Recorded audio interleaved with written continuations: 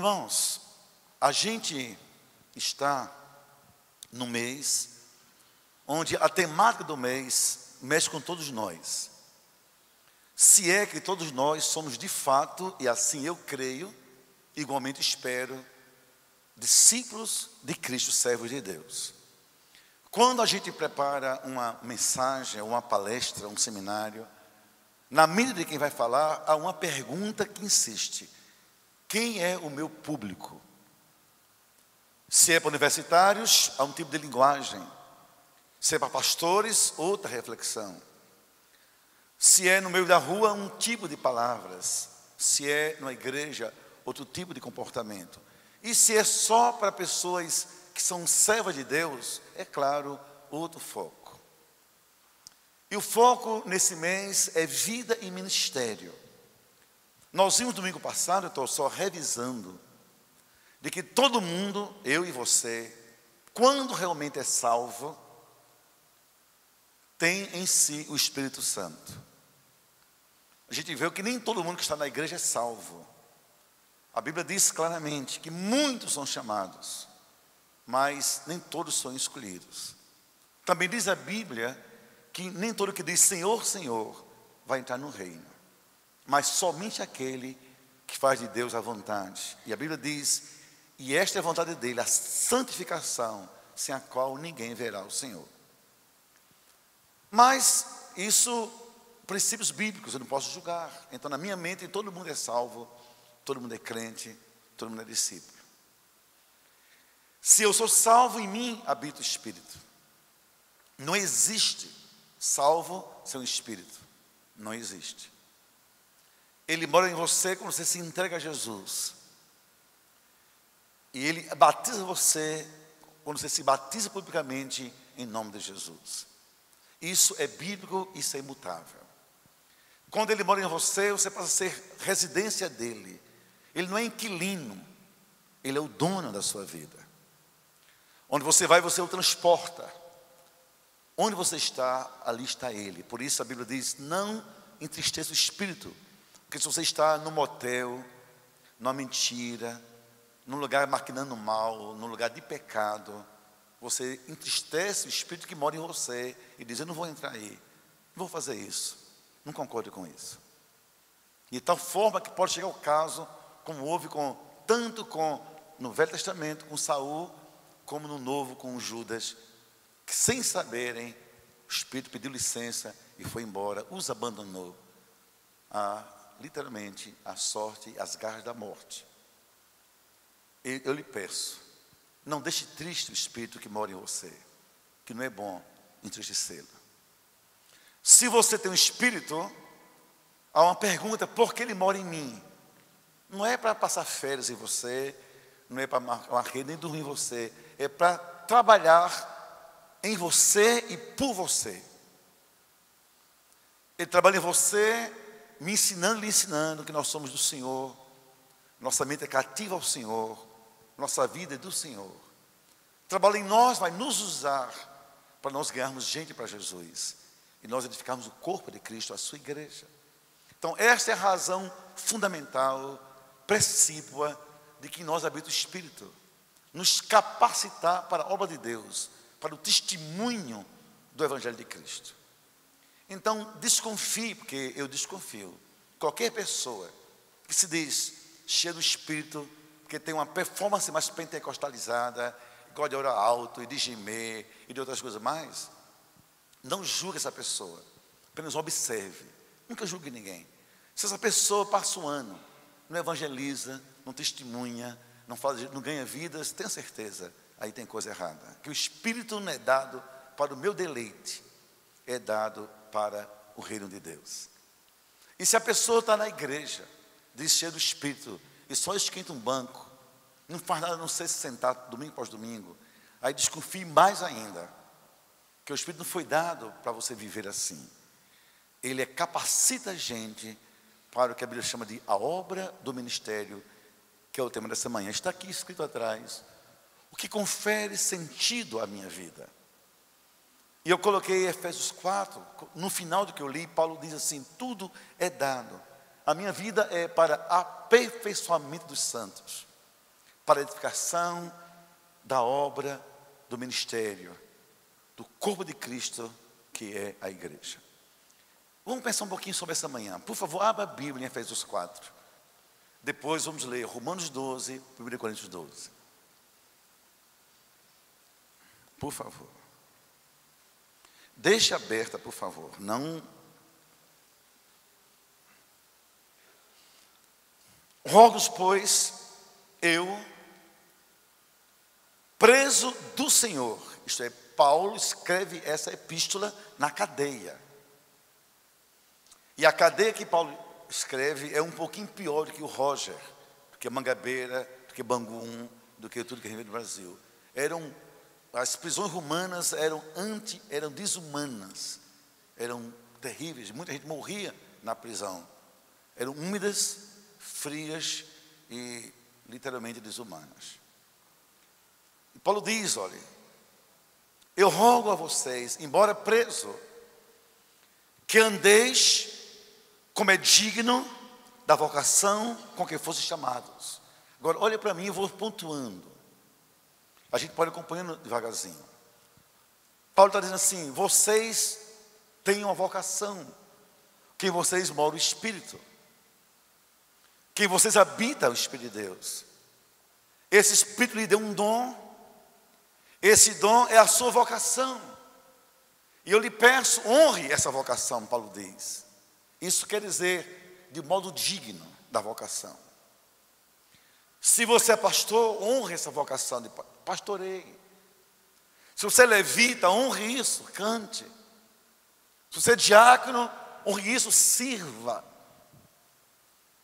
Se você é mestre, honre isso, ensine. Oh, glória a Deus. Mas se você tem uma vocação, viva de modo digno dessa vocação que Deus lhe deu. E Paulo diz, com que fosse chamados. Você não escolheu isso, Deus lhe escolheu. Então, irmão, não tem nada nesse mundo que me tire do pastorado. Olhe que eu já sofri muito, eu tenho tudo para deixar. Eu tenho tudo para ter raiva de igreja, raiva de crente, raiva de pastor, raiva de tudo. Mas ninguém me tira a alegria de ser pastor, porque isso me foi dado por Deus. E se eu escorar num cantinho o bastão pastoral, o cajado, eu estou entristecendo quem me quer digno daquele cajado. No interior do Nordeste, você sabe que eu sou do sertão, eu vi expressão muito de mulheres mal satisfeitas com o seu marido, aquele marido mole, aquele marido, sabe, panaca, aquele cara dentro de casa, sentado numa mesa, e sua mulher trabalha. E ele perguntando, apurou quanto hoje? E ainda quer mandar nela, dentro de casa, feito um parasita. E eu me lembro que eu vi a expressão assim, nos meus tios assim, a mulher dizendo assim, homem, honre essas calças. Eu acho que eu seria um candidato ao suicídio, que Deus me livre disso. Se um dia minha mulher dissesse assim, Estevão, honre essas calças, seja homem, para mim seria morte. Porque um homem que espera ouvir da sua mulher, esse homem tem que repensar ser homem mesmo. Que coisa forte. Aí eu me transporto para o reino espiritual.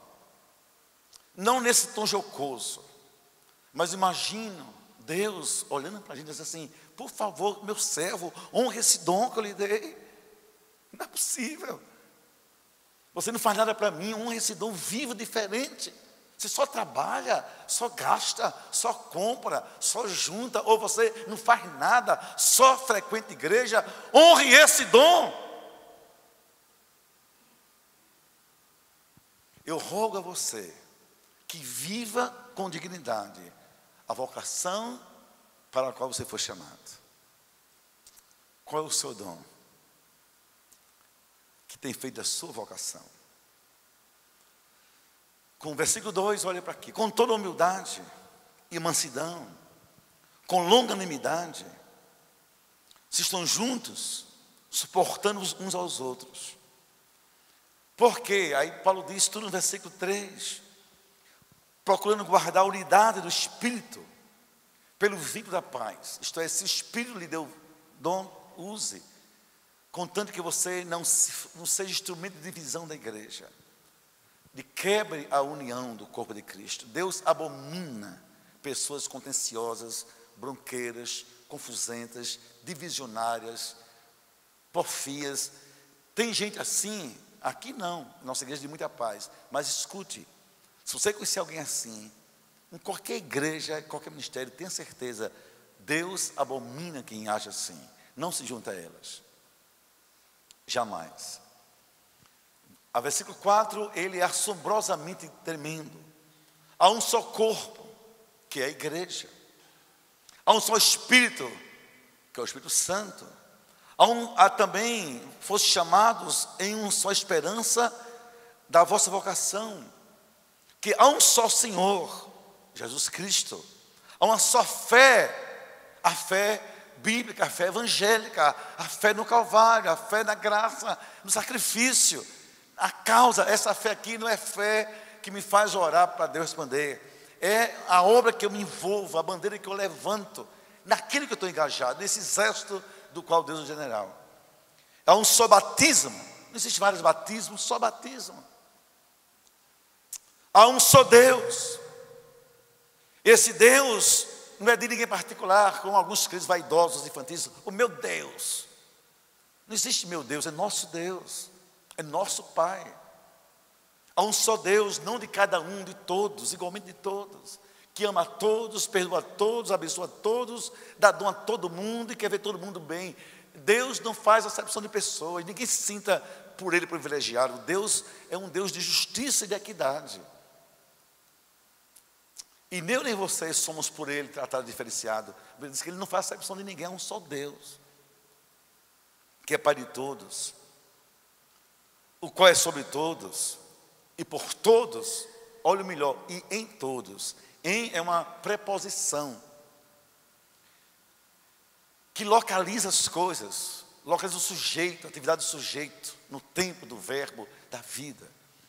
Há um só Deus, que é nosso Pai, porque somos em Cristo feitos filhos desse Deus, por herança espiritual. Esse Deus é sobre todos, ninguém maior que Ele, mas também está em todos, que são seus filhos, presente pelo Espírito. Então é um Deus que não está em A e em B, está em todos. Que se somos salvos, temos o Espírito, e Deus é esse Espírito também, simultaneamente. Mas veja bem, e agora começa a revolução dessa pregação, versículo 7. Mas, conjunção adversativa, há uma explicação, há um enunciado que tem que ser enfatizado explicativamente, para você entenda o que ele quer dizer. Todavia, contudo, mas a graça foi dada. A graça aqui é o dom de Deus a cada um, segundo a medida do dom de Cristo. Esse versículo comporta um ano de pregação, mas não dá para fazer, mas vamos a esse texto. Todavia, esse Deus que é sobre todos, que é Pai de todos, que é maior que todos, mas que está em todos, tomou uma decisão. Cada um vai receber um toque dessa graça. Mas essa graça não vai ser dada porque eu escolhi, segundo a vontade de Deus, do dom de Cristo. Aqui há duas coisas a observar. Primeiro, dada a cada um, não diz dada a alguns. Então, ainda que você não descubra o seu, que é lamentável, mas todos nós temos um dom de Deus na nossa vida.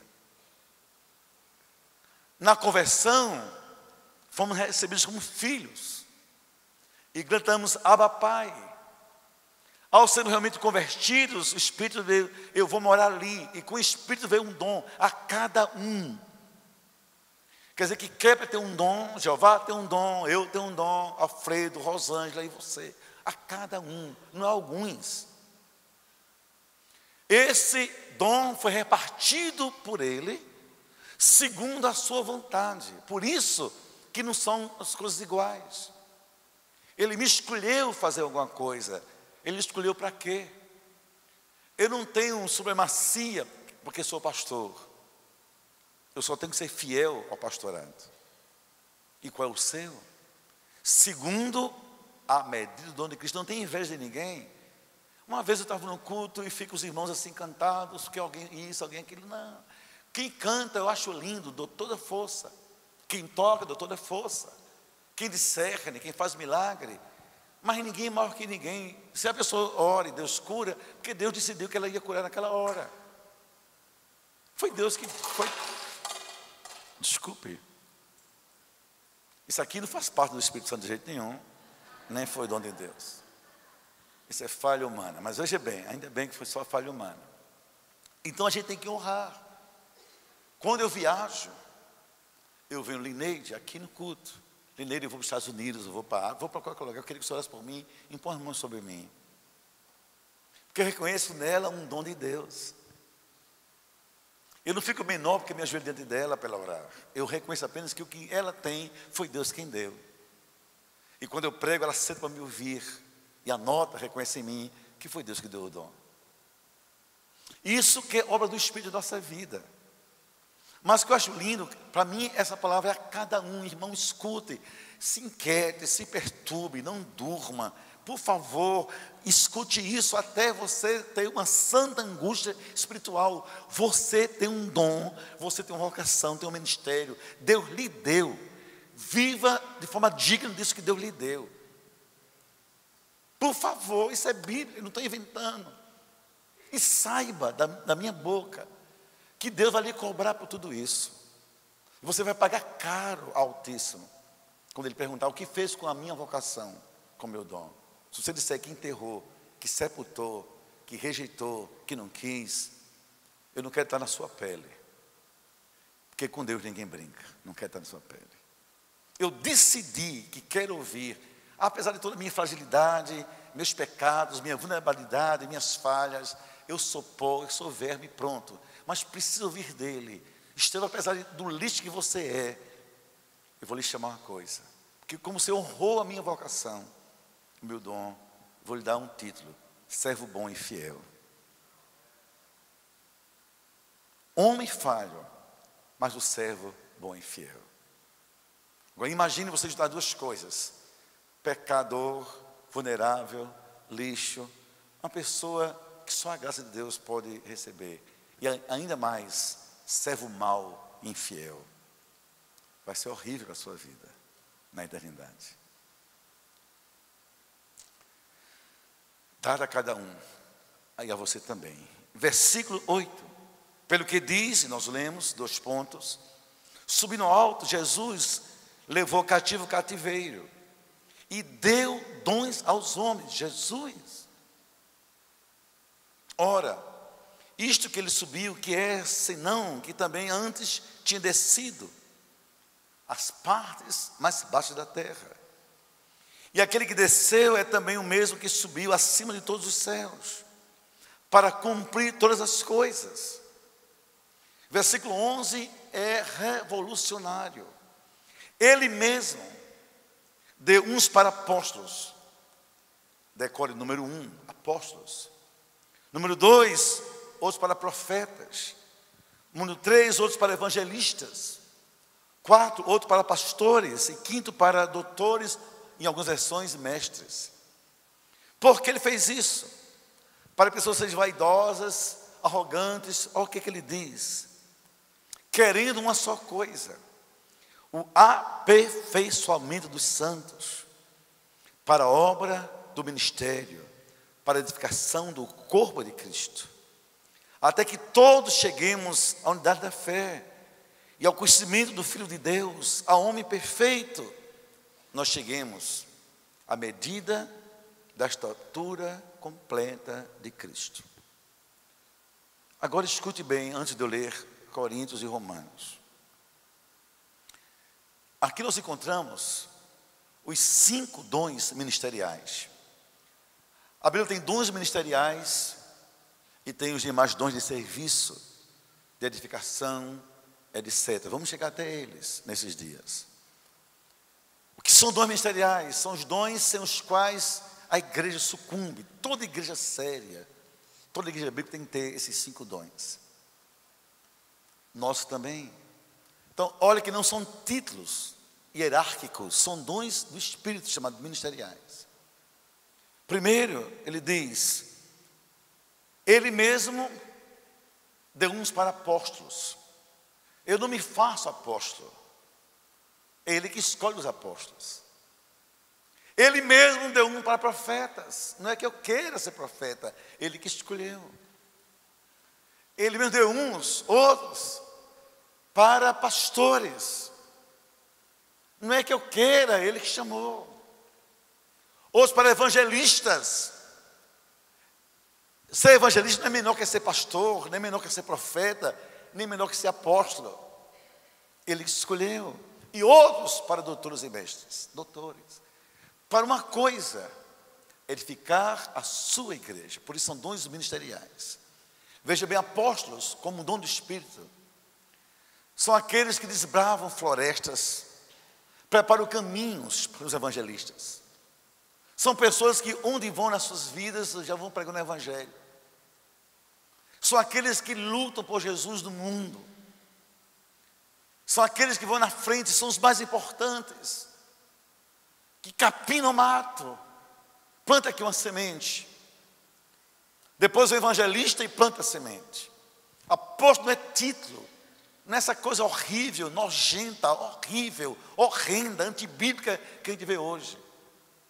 De uma pessoa se achar poderosa, ela se titula apóstolo ou apóstola. A mulher apóstola, ele apóstolo. Por quê? Às vezes, vivendo numa mansão, seja em qualquer lugar do Brasil, ganhando milhões do povo pobre, andando de aviões pelos ares do mundo, gastando milhões para manter essa coisa, porque para dizer que eu sou apóstolo, ninguém me toca. Chega num evento pela porta de trás e sai antes que o evento termine para ninguém ver, porque eu sou apóstolo.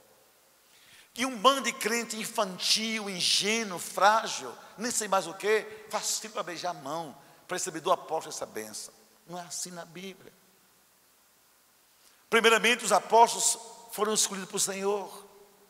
E são reconhecidos por Jesus aqueles que andaram com Ele, por Ele chamados. E a gente leu em Atos, que eu estou estudando, do Rio Jordão, do batismo de João até a ressurreição.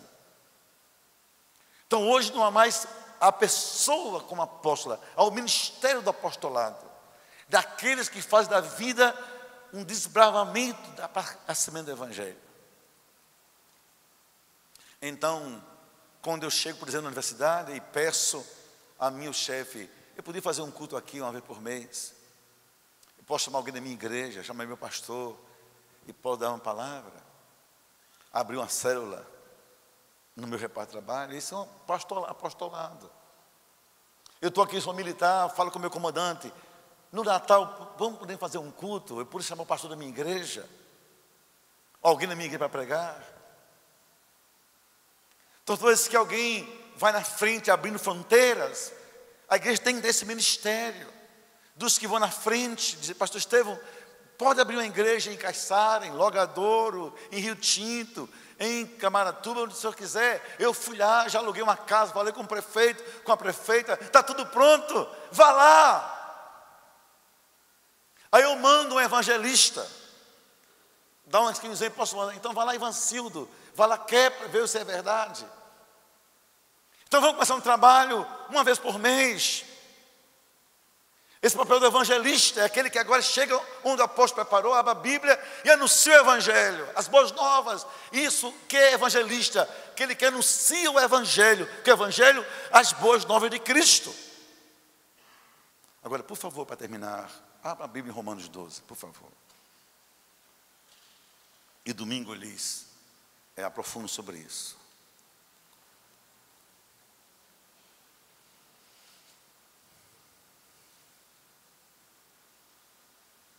Romanos 12, todo mundo, a partir do versículo de número 3. Olha como a Bíblia é contundente. Porque pela graça que me é dada, digo a cada um dentre vós, que não sabe mais do que convém saber, mas que saiba com temperança, conforme a medida da fé que Deus repartiu a cada um. Essa expressão medida da fé, ela é equivalente ao dom de cada um. Aqui fé é vivência no reino, fé é vivência no corpo, fé é vivência no engajamento na obra de Deus, que Deus repartiu a cada um. Então não é fé que eu desenvolvo, é algo que Deus já me deu. Versículo 4, porque assim, olha a metáfora que ele faz, como o corpo tem muitos membros, e nem todos os membros têm a mesma operação, assim nós também, que somos muitos, somos um só corpo em Cristo, mas individualmente somos membros uns dos outros, de modo que, tendo diferentes dons, segundo a graça que nos é dada, a gente não escolheu, nos foi dada. Se é profecia, seja segundo a medida da fé, isto é, crer naquilo que você está pregando. Se é ministério, seja ministrar, se é ensinar, que haja dedicação ao ensino. Vocês viram um tempo desse aqui, a doutora Tassiana, falar sobre o Éden, eu fiquei assim, meu Deus, essa mulher é médica.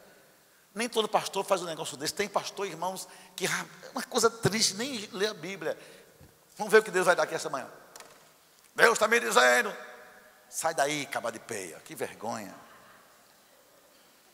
Agora, eu tiro o chapéu, quando eu vejo pessoas daqui que são advogados, ou são comerciantes, gente simples também, vai dar uma aula bíblica, prepara. Eu me lembro, quem ensina se dedique ao ensino. Quando o coral canta, houve ensaios durante sábados. Esse pessoal gastou gasolina para vir para o ensaio, tempo para ensaiar, para cantar para a gente. Aí chega assim um doidão, aí pastor, Deus mandou eu cantar um hino. Deus mandou você cantar um hino, você acha que Deus é doido, rapaz?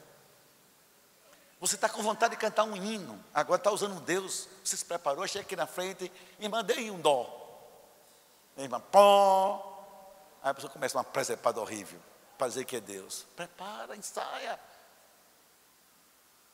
Eu comecei quarta-feira aqui, um livro de Atos, fiquei encantado, a igreja, coisa linda, muita gente aqui, eu estou encantado. Agora, pergunte a Neide, a minha mulher, a que horas eu durmo as madrugadas? Vai em casa agora, de surpresa, agora, chega na minha mesa, agora. Vai lá, você vai encontrar agora 8 livros de Atos, 3 ações da Bíblia no dicionário, preparando para dar a vocês toda quarta-feira. Tem que levar Deus a sério, tem que levar Deus a sério. Levar Deus a sério. Agora, olha como a Bíblia continua, que eu acho isso maravilhoso. O que exorta, usa esse dom em exortar. O que reparte, faça com liberalidade, a generosidade. O que preside, com cuidado. O que tem misericórdia, com alegria. Contanto que o versículo 9, o amor não seja com fingimento. Agora, por favor, vão um livro à frente, 1 Coríntios 12, mesmo capítulo, mesmo número de capítulo. Eu quero encerrar lendo do 27 em diante. Porque as coisas são lindas, Deus não faz as coisas dele. Quando você lê 1 Coríntios 12, 12, você fica assim, como é que Deus cuida tão bem na sua igreja? Porque assim como o corpo é um e tem muitos membros, assim também somos muitos membros. Assim também é Cristo, um só. Pois todos são batizados em um mesmo Espírito. Eu nunca tive o dom, nunca tive a experiência, eu acho linda, reconheço. Minha mulher tem, mas nunca tive, de orar a Deus e falar numa língua chamada espiritual. Mas o irmão diz assim, mas você nunca orou numa língua espiritual? Não, nunca. Já vi muita gente orar, mas eu nunca. Eu gosto de orar em português, e pregar em português. Eu quero inglês e francês por enquanto. Aí diz, então o senhor não é baseado no Espírito Santo? Eu digo, claro que eu sou. Você nunca leu na Bíblia, todos são baseados em um só Espírito. Quando eu me converti, o Espírito entrou em mim. Quando eu fui nas águas, eu ouvi do meu pastor pela Bíblia, eu te batizo em nome do Pai, do Filho e do Espírito Santo. Uma coisa é um dom que vem depois, outra coisa é entender, em um só Espírito fomos batizados. Não existe crente convertido que não seja batizado no Espírito Santo. Não, é impossível. É impossível. E depois a gente vive experiências diferentes. Deus não quiser. Somos um só Espírito. Senão não somos o corpo de Cristo. Não somos. E às vezes uma pessoa que acha que é batizada porque fala outras línguas, é quem menos faz na igreja, é quem mais trabalha na igreja, às vezes é quem menos vem na igreja. Vive pelo mundo aí, complicando a vida de pastores, dividindo a igreja numa vaidade tão carnal, que tudo que ela tem, menos tem o Espírito de Deus dentro dela, que é diferente. Olha só. Porque todos nós somos batizados em um só Espírito, formando um corpo, seja de judeus, de gregos, de servos, de livres, e todos temos bebido de um mesmo Espírito. Porque também o corpo não é um só membro, somos muitos. Se disser o pé, eu estou andando, se disser a orelha, eu estou andando um pouquinho, se disser o olho, etc. Vai falando. Mas olha o que diz o versículo 27.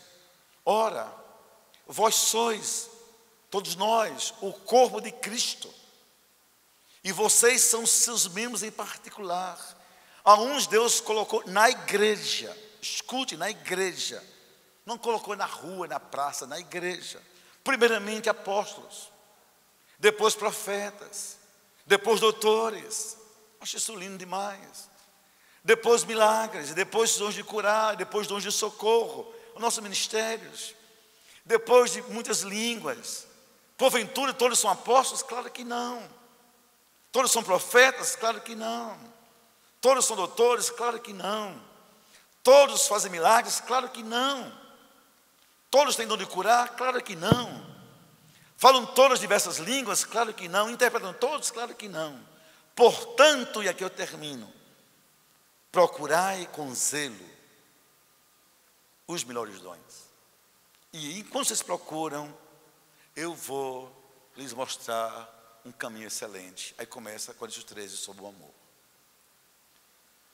O que quer dizer você, meu irmão? Sente aqui, diante de Deus. Diga assim: Senhor, me revela meu dom.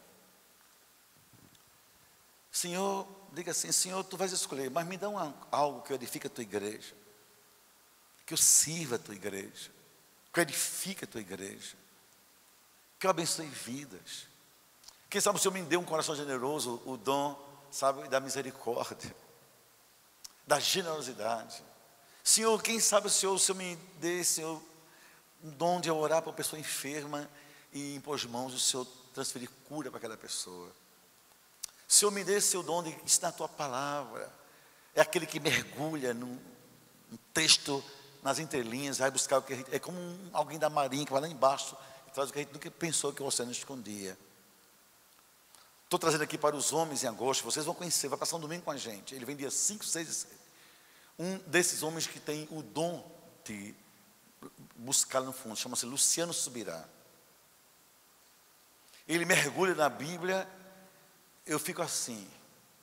Ele pregou ultimamente em um congresso que eu também pregava. Eu pregava um assunto e outro sobre o ministério, sobre a ceia do Senhor, aliás. Eu fiquei assim: meu Deus, como é que pode? Como é que esse homem sabe essas coisas? Aí Deus disse para ele: porque eu dei a ele, para ele ensinar ao povo. Ele está vindo para a nossa igreja. Senhor, me dê, Senhor, eu quero ensinar aqui na escola dominical ano que vem. Me dê o dom de mestre. Senhor, me dê o dom de evangelista. Eu quero dizer: pastor, escola na cidade, eu quero pregar o evangelho. Senhor, eu sou caixeiro e viajante, eu sou representante comercial, eu vendo remédios, vendo droga no sentido de farmacêutico. Senhor, eu quero ser teu apóstolo. Eu quero ir para o interior, não quero só saber quem é um médico. Quero saber assim, quanta gente aqui precisa de Jesus. Quem sabe, Senhor, eu descubro um lugar e diga: meu pastor, abra uma igreja, eu vou ajudar. Eu fui apóstolo, manda evangelista, manda começar um trabalho. Mas quanto crente viaja, vende e ganha e nem pensa no reino de Deus. Homens com potencial só pensam em si. Quantos viveram para o exército? Agora eu olhei para os militares e me lembrei. Se foram para a reforma, nunca ganharam sequer um praça para Jesus. Nunca pediram um culto para Jesus. Quando os estudantes se formaram em faculdade, não pediram nenhum culto e ação de graça. Não, minha igreja eu faço sozinho. com meu Deus, que coisa doentia. Isso é uma legião espiritual. Uma legião espiritual entre eu e meu Deus. Quanta gente podia tocar um instrumento desse e não toca para Jesus. Senhor, me dê, Senhor, o dom de ser um levita. Senhor, me chame para ser o teu missionário. Não sei, mas escute. Se você é salvo, você tem um espírito. Se você tem um espírito, você tem um dom. Se tem um dom, você tem um ministério. Ministério é o dom em exercício. Por favor, viva de forma digna do dom que Deus lhe deu. Para onde ele lhe chamar servo bom e fiel, serva boa e fiel. Mas não escute dele, porque fez isso com o meu dom. Eu sou casado há 36 anos. Eu cuido de Neide, apesar de eu ser muito abusado. Neide me ama demais, porque eu sou muito abusado dentro de casa. Gosto de tudo limpo, gosto de comer bem, gosto de casa cheirosa, não gosto de grito, não gosto de nada fora do lugar, gosto do meu silêncio. Pense no marido abusado, esse tal de Estevão. Mas Deus me deu minha mulher. Sabe por que eu cuido dela? Primeiro porque ela merece, ela é minha esposa. Ela é a mulher mais especial que há no mundo.